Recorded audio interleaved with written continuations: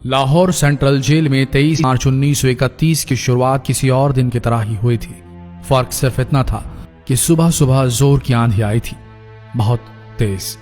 लेकिन जेल के कैदियों को थोड़ा अजीब सा लगा जब 4 बजे ही वार्डन चरत सिंह ने उनसे आकर कहा कि वो अपनी अपनी कोठरियों में चले जाएं।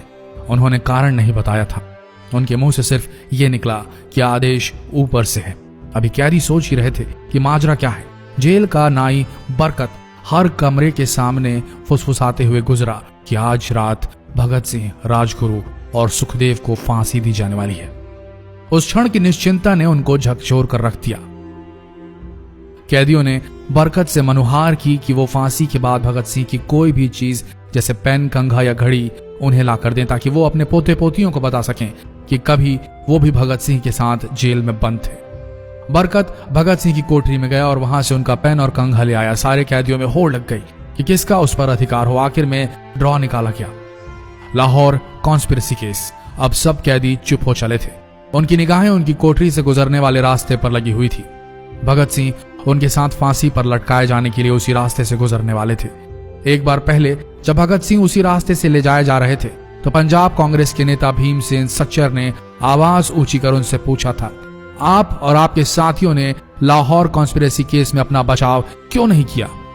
भगत सिंह का जवाब था, इनकलाबियों को मरना ही होता है क्योंकि उनके मरने से ही उनका अभियान मजबूत होता है, अदालत में अपील से नहीं।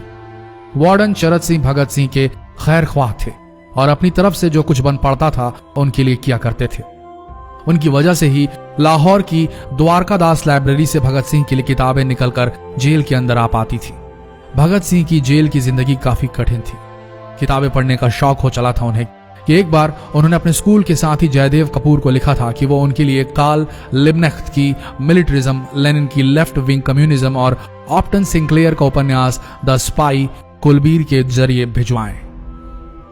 भगत सिंह जेल की कठिन जिंदगी के आदी हो चले थे। उनकी कोठरी नंबर 14 का फर्श पक्का नहीं था, उस पर घास उगी हुई थी। कोठरी में बस इतनी ही जगह थी कि उनका 5 फुट 10 इंच का शरीर बमुश्किल उसमें लेट पाए। भगत सिंह को फांसी दिए जाने से 2 घंटे पहले उनके वकील प्राणनाथ मेहता उनसे मिलने पहुंचे। मेहता ने बाद में लिखा कि भगत सिंह अपनी छोटी सी कोठरी में पिंजड़े में बंद शेर की तरह चक्कर लगा रहे थे। इनकलाब जिंदाबाद। उन्होंने मुस्कुराकर मेहता को स्वागत किया और पूछा कि आप मेरी किताब रिवोल्यूशनरी लेनिन लाए या नहीं। जब मेहता ने उन्हें किताब दी तो वे उसे उसी समय पढ़ने लगे मानो उनके पास अब ज्यादा समय न बचा। मेहता ने उनसे पूछा कि क्या आप देश को कोई संदेश देना चाहेंगे? भगत सिंह ने किताब से अपना मुंह हटाए बगैर कहा, सिर्फ 2 संदेश, साम्राज्यवाद मुर्दाबाद और इनकलाब जिंदाबाद। इसके बाद भगत सिंह ने मेहता से कहा कि वो पंडित नेहरू और सुभाष चंद्र बोस को मेरा धन्यवाद पहुंचा दे जिन्होंने मेरे केस में गहरी रुचि ली थी। भगत सिंह से मिलने के बाद मेहता राजगुरु से मिलने उनकी कोठरी पहुंचे।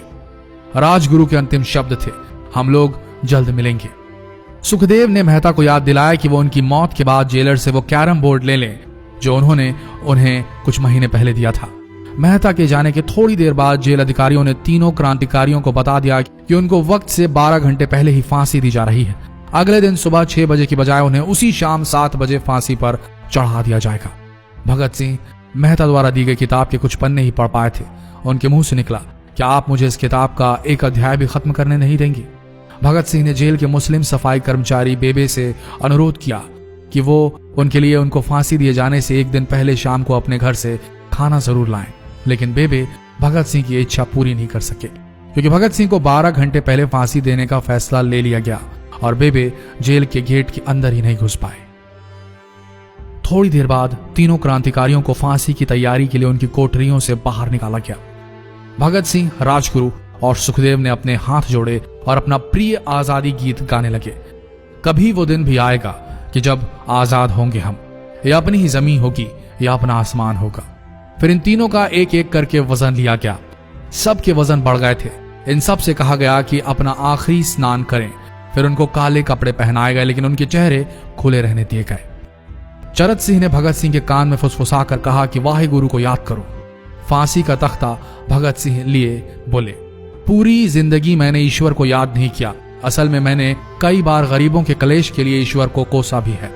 अगर मैं अब उनसे माफी मांग लूं तो वो कहेंगे कि इससे बड़ा डरपोक कोई नहीं। इसका अंत नजदीक आ रहा है, इसलिए ये माफी मांग रहा है।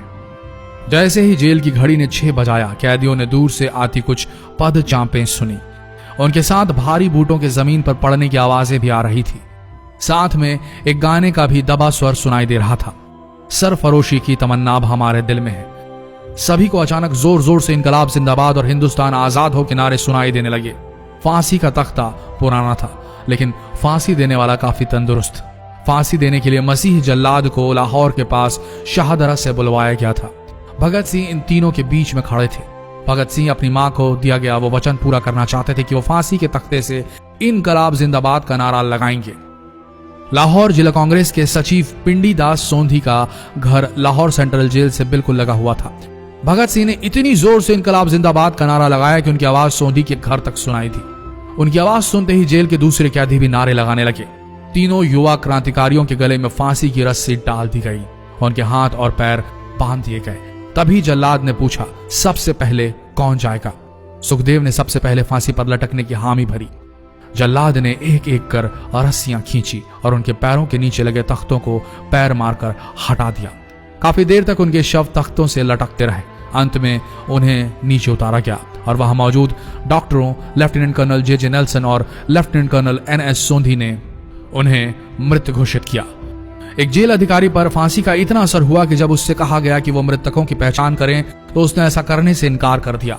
उसे उसी जगह पर निलंबित कर दिया गया अंग्रेजों द्वारा। एक जूनियर अफसर ने यह काम अंजाम दिया। पहले योजना थी कि इन सब का अंतिम संस्कार जेल के अंदर ही किया जाएगा, लेकिन फिर यह विचार त्यागना पड़ा जब अधिकारियों को आभास हुआ कि जेल से धुआं उठते देख बाहर खड़ी भीड़ जेल पर हमला कर सकती है। इसलिए जेल की पिछली दीवार तोड़ी गई।